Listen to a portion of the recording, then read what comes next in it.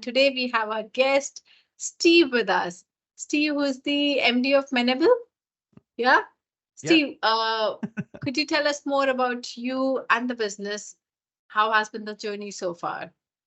Yeah. Hi, and thank you so much for having me here. I really do appreciate that. So thank you for the invite. And anything that I can share that sort of inspires anyone else, then all for the good, really. So yeah, Menable is my creation, as you can see there. That's the Yeah. logo. Move the camera around slightly. You can see it even better. There you go. Lovely. So Menable is my creation. That come about from a lifetime in the automotive industry. And realizing when the pandemic hit that really that all the stresses and strains that I'd ever felt had been contributed to, weren't completely the reason for, but had been contributed to by culture and working practice in that particular industry. Very male dominated, very masculine energy, all about performance and results, all about being successful and competing and quite aggressive at times. And of course there was a whole bunch of behaviors and stuff that sort of rolled out of that as well. And I found that me personally and a lot of others were put into management positions long before we were ready, long before we were properly competent, and without the training and the guidance. So you put all of that together and it's one big melting pot for mental health issues to just breed and to form. And so when the pandemic hit, a number of things happened for me personally, which was the pandemic hit and all the business I'd built up beforehand just collapsed because everything was based around face-to-face training. So no one wanted us in their businesses then. So that just disintegrated overnight. I broke up with my wife of 30 years. And we then began a very unpleasant journey through the divorce processes. And in the process of that, I lost many friends and family members as well because they felt they needed to take sides. And so as 2020 progressed, my mental health took a nosedive. And not to dwell on too much of a bleak point, I did get to a place where I genuinely was having suicidal thoughts and just, I want out of here. This is just enough, enough's enough. So at the end of that year, I then reached out to some friends and many senior people across the automotive industry where I specialized. And, to a person, they all said, well, actually, you're not the only person of a certain age, man in particular of a certain age, who has gone through what you're going through. And I'd had this idea about creating Menable, and so that's when that was born.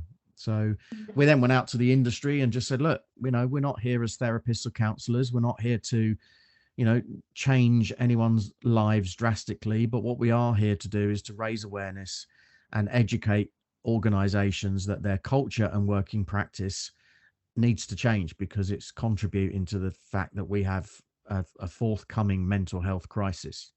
And very quickly in the last few months, we've actually changed that language. Now we don't talk about mental health anymore because that has a sort of dark connotation of anxiety and stress and depression. What we talk about now is mental wealth. And That's mental, interesting. yeah, and just it's funny, that change of one letter, that language is just suddenly it's had exactly the reaction you've just done, which is a raised eyebrow and suddenly like, oh, okay, now that's suddenly something I want to be interested in. Absolutely. Because it links to, all of us aspire to greater wealth or sustainability or growth or whatever it is. And if we make a connection between our mental capacity to do that, rather than dwell on all the dark, bad stuff that we don't want to talk about, let's dwell on the good stuff and what we can do and how we can help each other, take care of each other, take care of ourselves, and all of that. So that that's where we are today. And in delivering that agenda and in service of that, I'm a speaker, I'm a trainer, coach, facilitator, and I also host events and compare and MC events as well. So there you go. You know what, Steve, when you were sharing that, and I could so relate to it because I've just experienced this 2-3 months back. Not really a mental health, but it was more a physical health, which which leads to certain things. But so earlier, when I used to, if I when I used to talk to people, I was like, really sorry to hear that. But you know what? I'm not sorry to hear what you went through, because if you didn't went through this, you would not be here. Yeah, true, right? So absolutely. And one of the things I talk about on when I do talks and stuff is that I was faced with two paths ahead of me. One was the path of despair, and one was the path of hope. They both lead to the same destination, because none of us get out of this alive, right? So, but the path of despair will get you there a lot quicker, because you're thinking dark thoughts and you're thinking bad things. Whereas if you turn your attention to the path of hope, and I'm not saying it's easy, but it takes work and help and support. Turn your attention to, no, I actually do have some hope, and I'm here for a reason, and I've got a good solid idea of my purpose. And suddenly the light goes on, and the path is illuminated, and off you go. And it's not every day. Every day's not easy. Don't get me wrong. I don't sit in my flat all on my own now, just having a lovely time all the time. It's not always that easy. But it's a lot easier than being in that path of despair where you've got no way out, or you don't feel you have. See, what was, it has been a tough journey, clearly, and for you and for many other people who might be listening to this. What has been the trigger point, or what has been the attribute to your growth, or where you are currently? Well,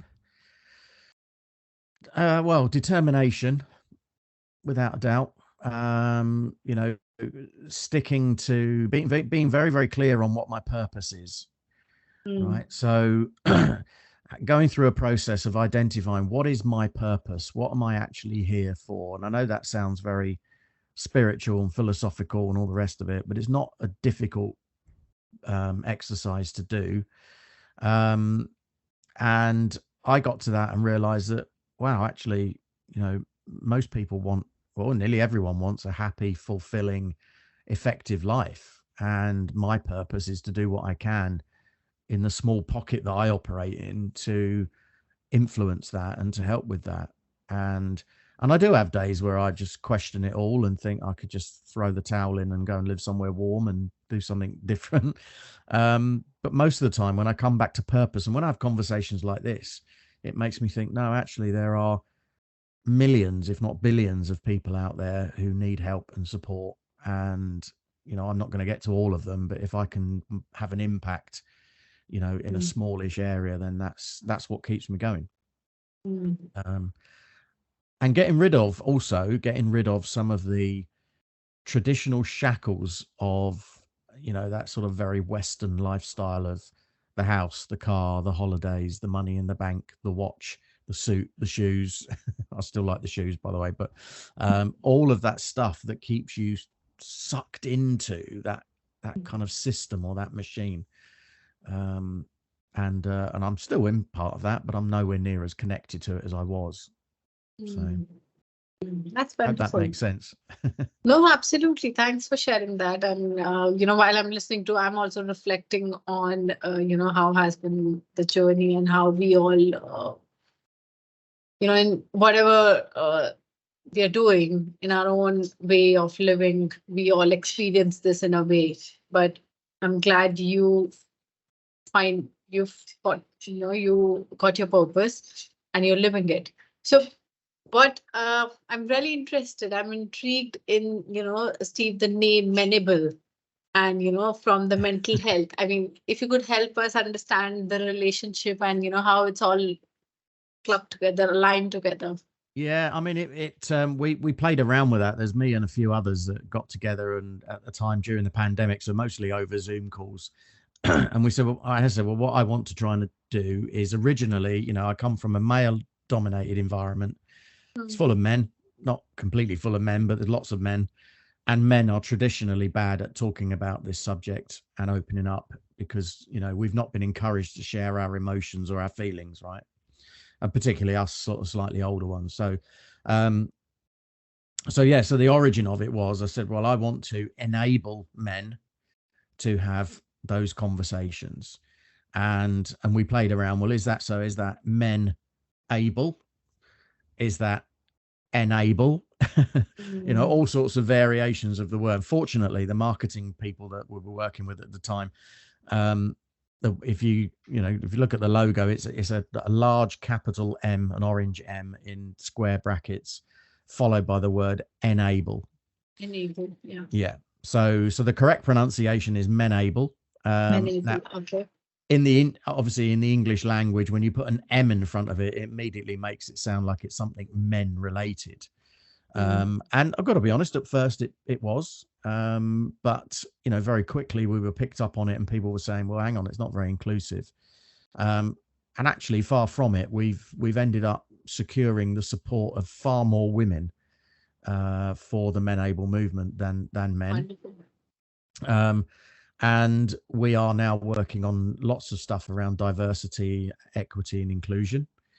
And we are probably one of the most inclusive organizations in our industry in terms of what we promote. But I also have a really quite tough message in that front, and that is, if we want to achieve diversity and inclusion, we must create a space for men to sort out their mental health. Because there are, and I know where you are right now, right? But I know there are places around the world where men's mental health affects the way that they behave and the way they interact with women, the way that they run organizations, whether they're diverse or not.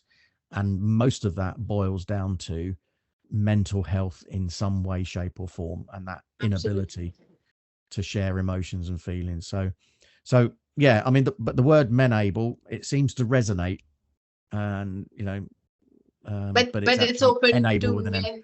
Yeah, but it's open to men, women, all together. And I think if I'm thinking I'm a woman, but when I heard you, and I just thought about my spouse, and I'm like, oh, you know what? This is important for me to know, so I can help him. Exactly. And we all are interconnected in some or the other way. Yeah. And women desperately want men to sort out their mental health, right? Yeah. Absolutely. Tell us more about it. Yeah, exactly. I mean, women have got a great method of supporting each other, and maybe open a bottle of prosecco and sorting out their issues by just chatting about stuff. Men don't do that. Men get together and they drink, and the more they drink, the more suppressed they become, and then they become loud and boisterous, and this stuff just gets suppressed even more, and emotions don't flow to the front. So Absolutely. There's another element to my story as well, which I haven't mentioned yet, and that is that when all of this happened and kicked off for me, I came out as well, and that was the point at which I then said, well, being in that environment, that masculine environment where I can't be honest and can't be authentic, has massively contributed to my mental health issues over the years. And so now my purpose and my mission is backed up by me being unapologetically me and authentically me. And if anyone doesn't like that, move on, because that's the place I'm in, and I am me. And if sharing that gives other people permission to be the same, then happy days. Absolutely. There's a saying I say to my clients at times: somewhere, someone, so what, move on. Yeah. It's your journey. So Yeah. wonderful, Steve. It's now looking at your journey, you were an employee, in the automotive industry. From there, becoming an employer. Mm-hmm. How has that turned out to be? What has been the learnings so far? Yeah, well, it wasn't a recent or a quick transition. From being an employer, I actually started my first business about 15 years ago. Wonderful. That ran successfully for a few years, and then it dipped, and then I was too scared, and I took another job, went back into employment, realized very quickly after about a year that actually this isn't for me, for probably all the reasons I've already mentioned.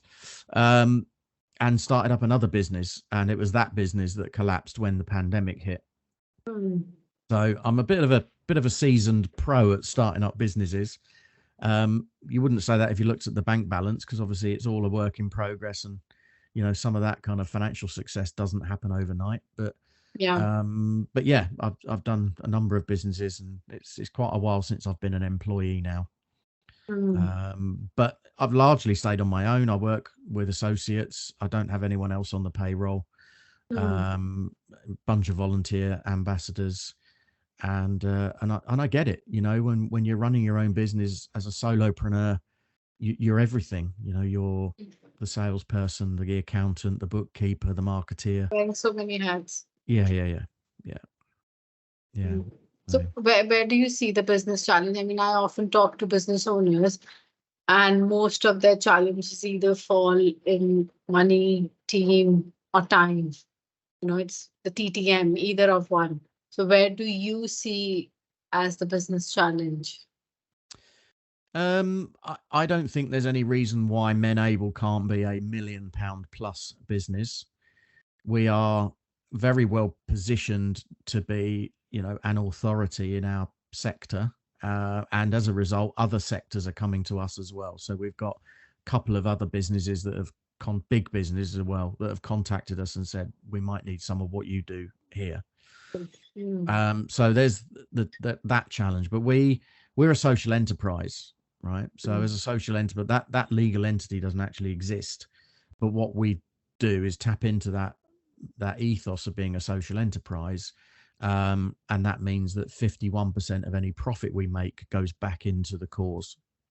So while I talk about being £1 million business, if £1 million business relates to us then being we make £750,000 a year profit, then half of that or 51% of that will go back into enabling us to do more of what we're doing.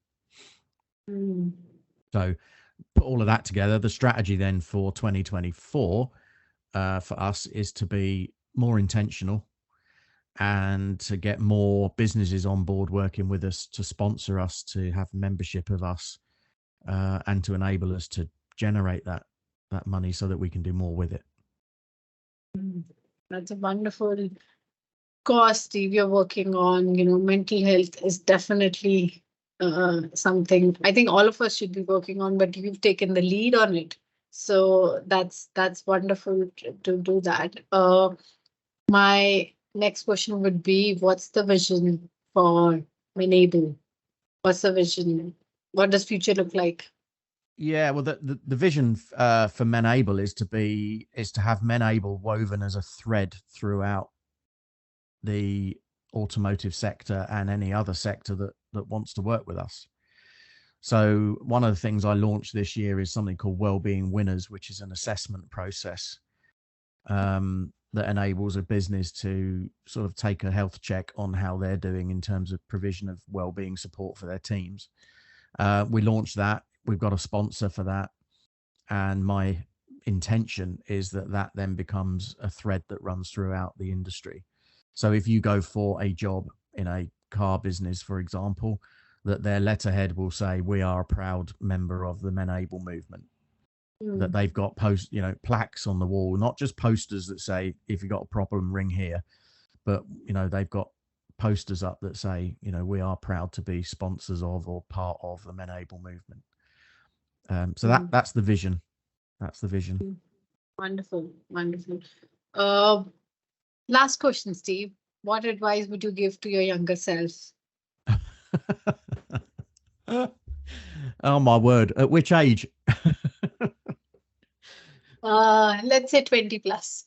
Oh, blimey. Right. Well, okay. If I'll go back a bit, 18. Okay. Right. Now, the thing is, culturally and environmentally, things were very different then, right? Because when I was 18, it was, well, I'll give my age away now. It was 1984. So to be gay, bisexual, or curious about your sexuality then was definitely a no-no. You were either on one side of that fence or the other. And if you were on the side of the fence that was the gay side of the fence, I can imagine that your life would have been very uncomfortable. We had both the AIDS epidemic and, lots and lots of hate and bigotry. I mean, there's still loads now, but it's 10 times, million times worse then. And so as a guy who was sort of curious, I kept it to myself, was never honest, met my girlfriend, who then became my wife, who I, still would say was the love of my life. And I wasn't honest. 30 years. Sorry? You were with her for 30 years. For 30 years, and I wasn't honest. And I'd convinced myself there was something wrong with me. But so my message to my younger self at 18 is, for God's sake, be honest, be who you are, accept who you are. And if people around you can't accept that, that's on them, and I know that's a real tough thing to enact, and you have to be in a very good, mentally wealthy place to say that. And I can imagine if you're 18 and you're worried that, being honest and what in my case, if is going to lose you close family members, I mean your mum and your dad, I mean real close family members. That's a big challenge. That's a big challenge. But so that would be my message. And I see it now. I get lots of guys in particular reaching out to us, wanting to get advice and help from us. And it's not about sexuality, that's just my issue. But for many of them, it's about, honesty somewhere along the line.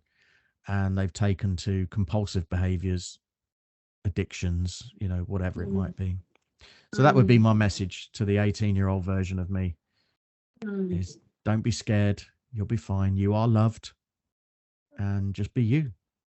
Well, that's a wonderful message. I can feel, how it would have been staying in a life for 30 years and not being true to yourself. What would it take from you? So clearly I can feel that. Steve, if we reflect on your entrepreneurial journey, you've started multiple businesses, you have a business currently. What if you look back and if you have to start your business from the scratch, what learnings do you take and what would you do differently this time?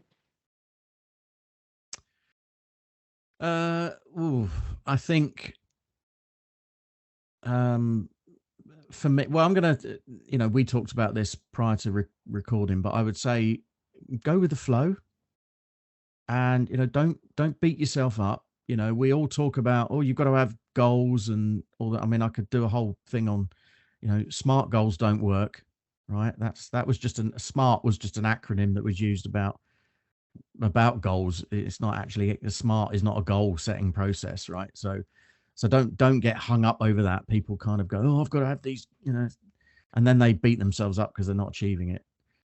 Go with the flow, be you, have a very, very clear sense of purpose. Life is short, by the shoes. That's one of my favorite phrases. And be fearless, not reckless.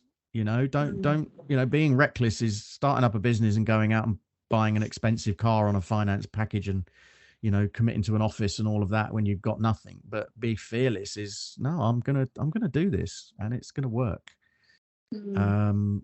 But again, have all those other bits of the jigsaw as well, that clarity of purpose, that clarity of what you're about, and have support around you, that the right people. Absolutely.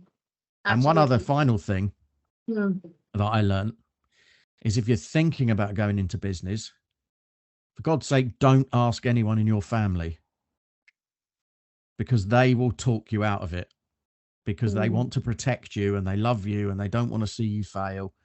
So they will do all that sort of, you've got to be careful. You've got to stay in your job. That job you hate that you really don't want to. You've got to stay in that for the rest of your life because that's comfortable and that's sensible. So as lovely as and well-intentioned as your family are, don't listen. Yeah, no, absolutely. Well said, Steve. Thank you for joining us. That's very lot of golden points out of it. And I know you have a busy week, so thank you for joining us today. Oh, it's an And absolute pleasure. Thank you for the invite.